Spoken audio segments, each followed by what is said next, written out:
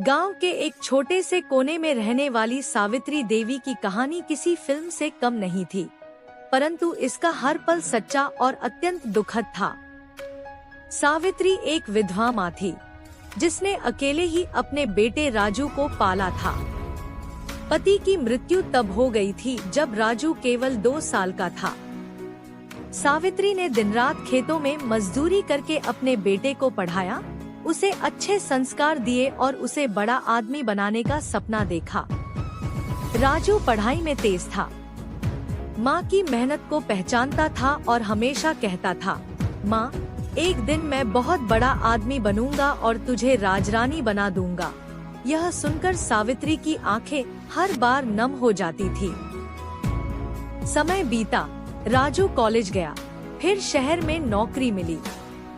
धीरे धीरे वह माँ से दूर होता गया। फोन पर बातचीत कम हो गई, फिर कभी कभी ही आता।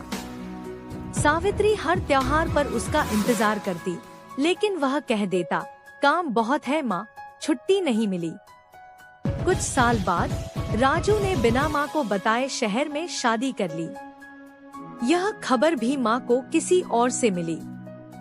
फिर एक दिन सावित्री खुद बेटे से मिलने शहर गई। बेटे ने उसे बाहर मिलने बुलाया, घर लाने में शर्म महसूस की। बहू को बताया ही नहीं कि माँ आई है। वो दिन सावित्री के लिए सबसे भारी था। बेटे की आंखों में अब वो प्रेम, वो सम्मान नहीं था।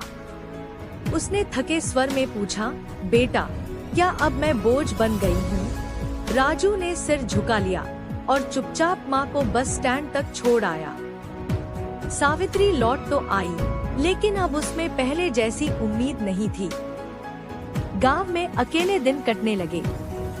जो माँ बेटे की हर चोट पर रातें जागती थी, वही माँ अब बेटे की बेरुखी से टूट गई थी। एक दिन गांव वालों ने देखा कि सावित्री अब नहीं रही।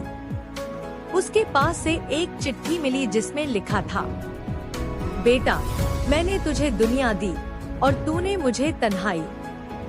तुझे ऊंचाइयां मुबारक, पर माँ अब थक गई है। अगर कभी याद आए तो बस इतना जान लेना, माँ अब भी तुझसे बहुत प्यार करती है। यह कहानी सिर्फ सावित्री की नहीं है, बल्कि उन तमाम माँओं की है जो अपनी पूरी जिंदगी बच्चों के लिए कुर्बान कर देती हैं, लेकिन अंत में अकेले रह जाती हैं।